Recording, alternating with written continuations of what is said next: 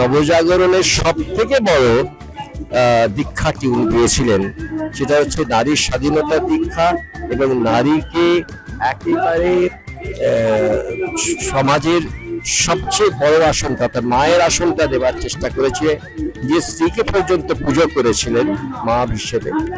সুতরাং আমি মনে করি সেটা একটা বিশাল বড় ভূমিকা নবজাগরণের। তখন ব্রাহ্ম ধর্ম এবং খ্রিস্টান ধর্ম গ্রাস করে ফেলছে হিন্দু ধর্মকে, সেই সময় শ্রীরামকৃষ্ণের একটা বড় ভূমিকা আছে হিন্দু ধর্মকে পুনঃপ্রতিষ্ঠা করার। জ্ঞান বা বিদ্যার একটা নতুন যেটা উনি ডেফিনিশন দিয়েছিলেন, সেটা হচ্ছে যে তাঁকে জানাই একমাত্র জানা। যখন বিদ্যাসাগর মশাইয়ের সঙ্গে দেখা করতে গেলেন, তখন বিদ্যাসাগরকে জিজ্ঞেস করলেন, তুমি এত বই পড়েছো বিদ্যাসাগর? বলে হ্যাঁ পড়েছি। তাঁকে জেনেছো কি? তখন বিদ্যাসাগর বললেন যে আপনি জেনেছেন। তখন শ্রীরামকৃষ্ণের যে উত্তরটা, সেটা জানতে গেলে আমার বইটা পড়তে হবে।